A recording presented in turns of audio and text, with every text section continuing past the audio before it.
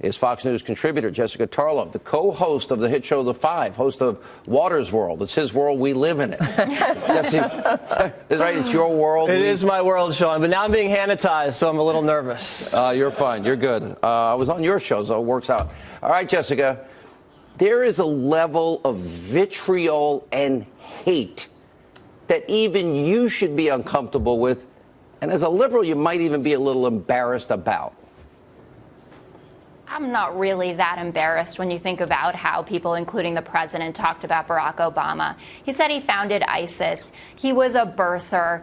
Not that Obama is an American. Hillary Clinton has Parkinson's disease. She should be in jail. And if that's coming from someone who ended up as the president of the United States of America. I think we Hillary could talk about Ted Nugent, who was invited to the White House, where he called him a subhuman mongrel and said that his machine gun should be in his mouth, or he should suck on his machine gun. You came with your talking points. Very nice. Done. No, it's not. I mean, thank you. I did write them out. I wanted to make sure I didn't forget. There's never been, and this is something the president said today. He goes, this investigation, phony, over a year now, has hurt the country.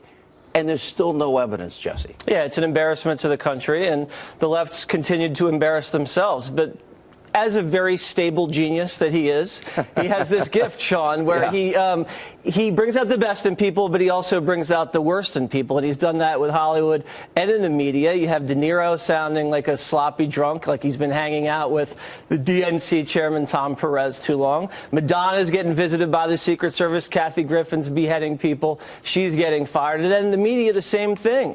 People are getting fired for tanking the stock market. They're getting sued for slander. So he has this ability where his enemies destroy themselves. They're screaming, they're crying, they're wearing these pink little hats. Listen, I know Donald Trump. Yeah. I've known him long before he ever ran for president.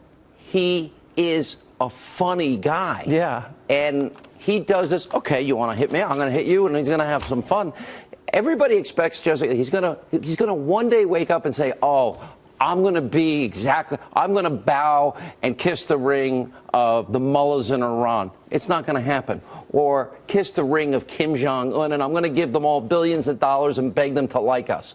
That's not going to happen. That's not who the American people voted for. Is there anything you see about Donald Trump that you say, wow, the economy really turned around, or standing up to murdering dictators is actually good? Do you agree with that? Well, standing up to murdering dictators is definitely good. I'm not sure that I love his approach to dealing with Kim Jong-un, but, you know, it's great if North Korea and South Korea are having a conversation. Should we give him billions like Clinton did and tell that's a good deal for American people? Can we do that? That was good. I can't do that imitation as well as you can. But okay, I want listen, to talk it's to all the totally hot chicks separate. out in TV land. I have to say to you guys, sitting here remote, which makes this more difficult, but sitting here and listening to you talk about all the liberal crybabies when conservatives were up in arms that President Obama wore a tan suit, for instance. Give me one economic statistic that got better under Obama. I mean, it was a terrible suit, Jessica. Everybody agrees. Come on. Oh, no, they don't agree. I actually like that suit a lot, Jesse. What did Obama do on the economy? What did Obama, name one big statistic that you say, wow, Obama did a great job here. Oh, well, the number of people who got health insurance because of Obamacare. 100%. There are problems with the program. How about the millions that lost health insurance and had to pay 8 times what they were paying? What are you talking about? What am I talking about? All right, let me go to Jesse. Okay, listen. Why this De Niro hasn't condemned Harvey Weinstein, but he's out there, you know, ripping Trump a new one. So we know where his priorities are. Also, De Niro lives in L.A. Little Rocket Man's got missiles aimed right at L.A. And because of all the fire and the fury rhetoric, now the North's come to the table and started talking to the South. So I think a lot of the stuff that he gets criticized for, they don't like his style. But look at the results. He's defeated ISIS. He has the stock market through the roof. Well, economy's doing great. If he's an idiot, like De Niro says, that doesn't seem like an idiot. And I don't know, Hillary couldn't beat an idiot. So what does that make her? Jessica, good point. Jesse, what does that make her? The most qualified person to run for the presidency in a very long time. Actually, that's what Hillary Clinton is. And I'm really curious if the things that Donald Trump said about President Obama or about Hillary Clinton were said by President. Does it bother you that the Hillary bought and paid for phony Russian propaganda dossier was used to obtain a FISA warrant, as we are reporting tonight? I understand your reporting, and I did see the segment. I'm going to have to spend a little bit more time with that before I'm going with that. If it it's does true, not seem to I'm me telling you that it's true. that is what happened Is here. that sound, and there are many who are not saying that like that a is the problem case. for There's you? no smoking gun here.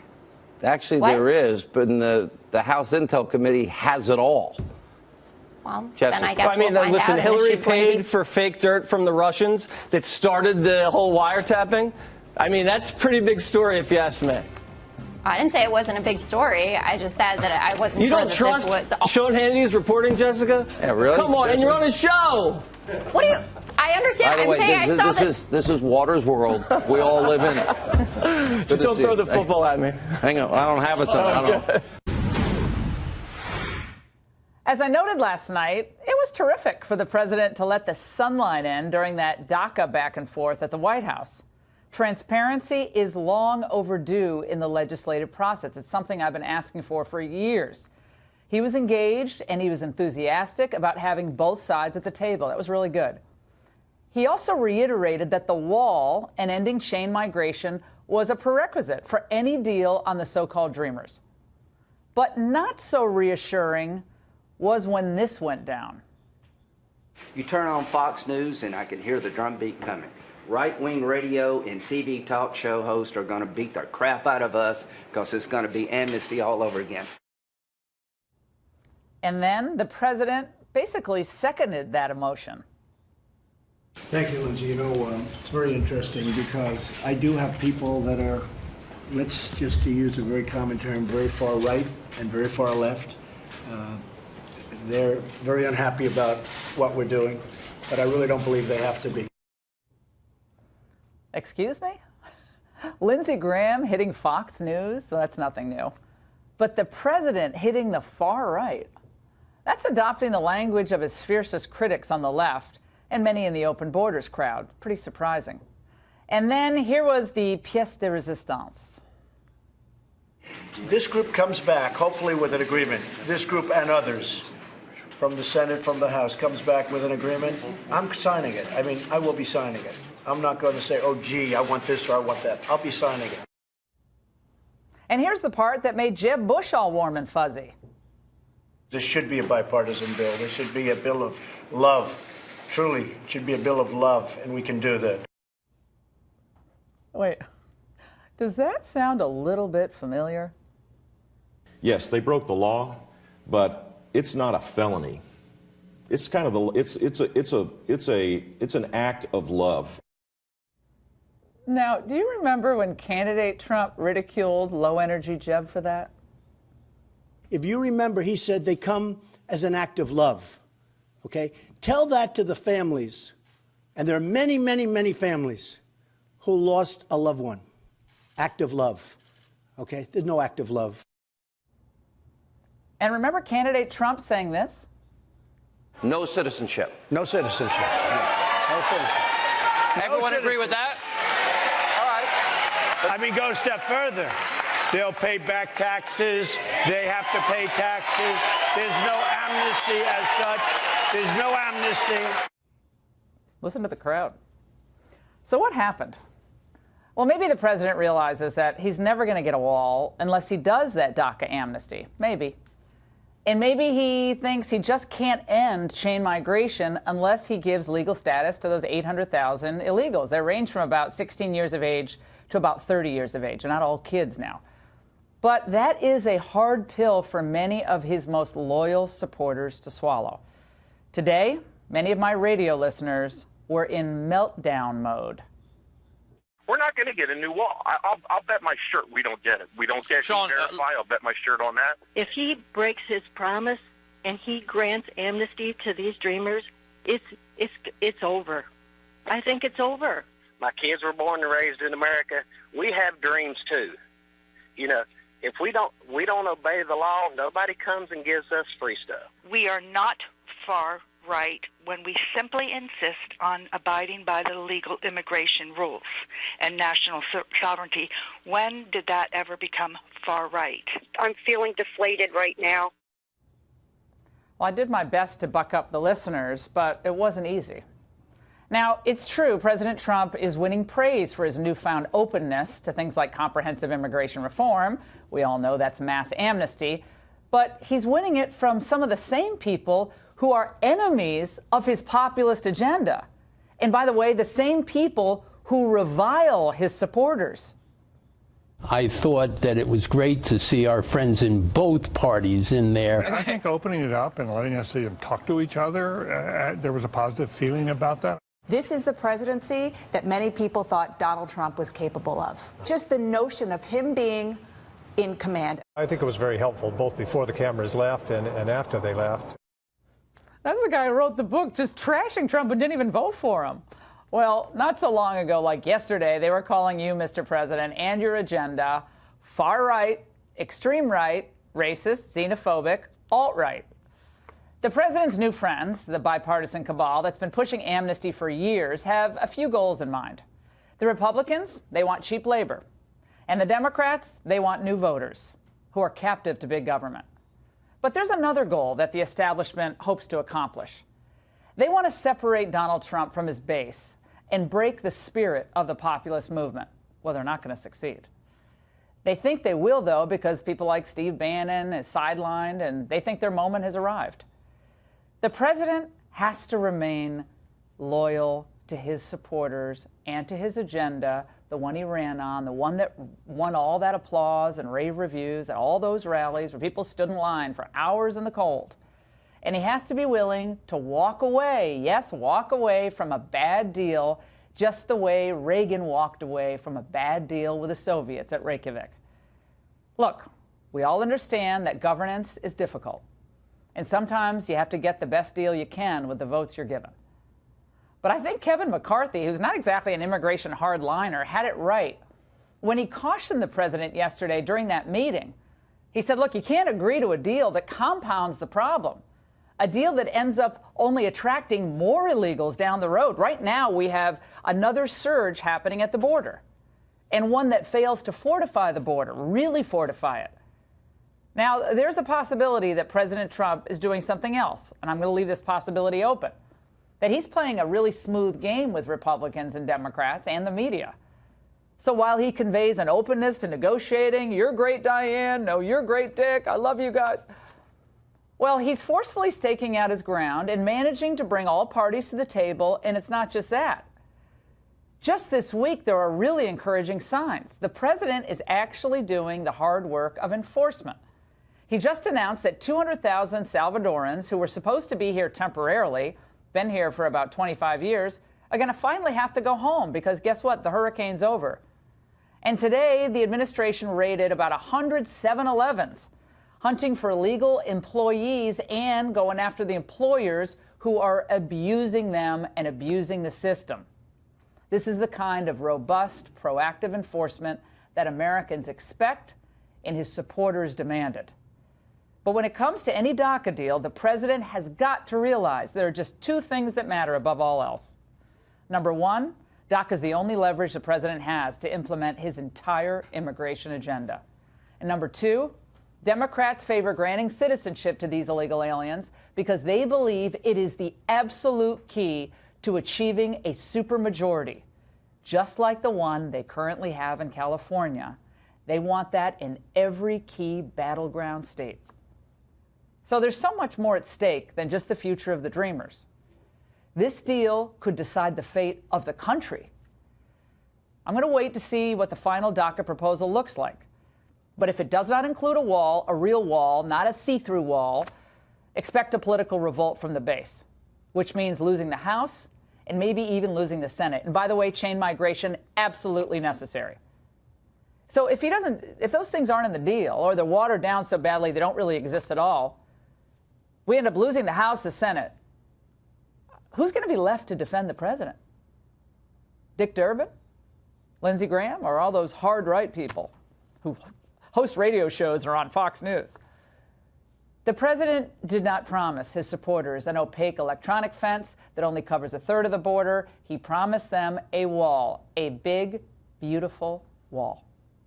And unless it's built, unless chain migration is ended, I fear, Mr. President, your most ardent supporters will write you off as just another politician who said something he didn't really mean.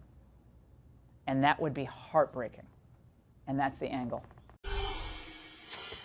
Well, the backlash against sexual harassment is broadening in scope for about the 15th time now, and it's now hitting Marvel Comics legend Stan Lee. He's 95 years old, and at that age, he needs nurses to care for him at his home, and now some of those nurses have accused him of groping them and asking for sexual favors. Sexual harassment is appalling, of course. On the other hand, this is a man who is already 50 years old when the term sexual harassment was first coined. Targeting a helpless, elderly man like that does seem like preying on the weak, not protecting them. So what are we to make of this? Ashley Pratt is a contributor to U.S. News & World Report, and she joins us tonight. Ashley, thanks for coming on. Thanks for having me, Tucker. This is one of those rare cases where, and I don't know the truth of it, and I don't want to pretend that I do, but it wouldn't surprise me if it were true, because the elderly, for a bunch of physical reasons, sometimes do say inappropriate things related to sex. I mean, they do. This is actually a well-known phenomenon, and I think most nurses who care for the elderly are very aware of this. So given that, it seems a little strange to hear charges against, this presented as charges against a guy when it's actually kind of common. Well, at the same time, though, we have to, take this a little seriously and realize that when these allegations are coming out, there needs to be an investigative process to them. We can't just go out there defaming people. And I think that that's one of the biggest issues that I have currently with the Me Too movement. It's doing a lot of great things, but it's also allowing a platform for defamation to happen. And in this case, if these allegations are true, then it should be brought in a legal suit, and then these should be examined for what they are. And if he was groping people and he was exposing himself and doing all of these things that they're alleging, then of course that is despicable behavior. But if in fact, it's just jokes and whatnot, that we can determine what those issues are there. But I'm someone who I worked on a campaign with all men multiple times, and I know jokes versus inappropriate behavior. And Right. I think we need to trust women in these instances and realize that we know what is right and we know what is wrong. But in these cases of defamation, that is an issue. What if there's a third explanation, which, and again, I don't know the truth, but having been around the elderly, and I think anyone who has knows exactly what I'm talking about, what if they're true, but a symptom of advanced age? This is not uncommon. So is there an age at which, maybe it's 95, where we say, you're not fully responsible for the way you're behaving. You don't represent all men. Maybe you're just 95 years old and you do things you wouldn't have done when you were 75 or 55, right? But we can't make excuses for behavior. If he's exposing himself and asking for sexual favors, and that right there is a problem. It's not just jokes. Like when they came out with the allegations against George H.W. Bush, that bothered me because those were jokes that were being made in front of his wife. Now, you can have an argument there whether or not he should be making them, but it's just jokes. In this situation, if he was actually exposing himself and groping women who were taking care of him, that is a problem that you can't blame on old age. If he's making jokes that they don't find tasteful, but that's the thing. That's what I'm saying. I don't think we can Sometimes blame you can blame it on exposing old oneself. age. That is a behavioral issue that we should not tolerate as women or as men, and that is my problem. I'm totally right there. opposed to it, except there are cases, well, I'm sure I'll be killed for saying this because everyone's required to lie all the time, I've noticed in America right now. But again, that is sometimes a symptom of age, and I don't know what I think. I should probably stop talking, I guess. Ashley, thank you for joining us. Thank you, Tucker. Well, exactly 1 year ago tonight, BuzzFeed released the Trump dossier to the public, even though they couldn't verify any of its contents, some of which were scandalous and salacious. We blasted for them at the time. Now they're getting sued. President Trump's attorney, Michael Cohen, has sued both BuzzFeed and dossier creator Fusion GPS, the Oppo firm, saying the document defames the president by baselessly linking him to Russia conspiracy theories. BuzzFeed editor-in-chief Ben Smith came on the show to defend the dossier's release a year ago and is game enough to join us once again. Ben, thanks for coming on. Thank you for having me on, Tucker. So you've been sued by the president's lawyer. What's your response? Well, I think it's very much what I told you this time last year. The dossier itself is a document of kind of obvious central public importance. It's the subject of multiple investigations by intelligence agencies, by Congress. That was clear a year ago. It's actually a lot clearer now that before we published it, as we knew then. Important elected officials, intelligence agencies were investigating this document. When we talked last time, that was a subject of some dispute, and a lot of people, I'm not sure if you said this, but a lot of people on the right said, this is an irrelevant nonsense document. Now, what I see on Fox News in particular is that this document was central, arguably too central, to the FBI investigation. I think that's clearly established now. Yeah, I think you're right. I mean, you're absolutely right. It was central. It looks that. I mean, to the extent we know, and there's a lot we don't know about its role in this investigation, but it sure seems like that's right. But then you've been doing this for a long time, and you know that all kinds of, in effect, dossiers come across the desks of investigators and intel agencies, law enforcement agencies, and politicians, and people who cover them. And they're not made public because their contents are unverified, sometimes unverifiable, and they're defamatory. And so, you see a lot of stuff that you don't pass on because you don't know if it's true, and the words hang in the air. You libel someone, in effect. So you don't run it, but you did run this because it was Trump. Your inbox and mine, as you say, are full of all sorts of would-be dossiers, of tips, of allegations, of claims.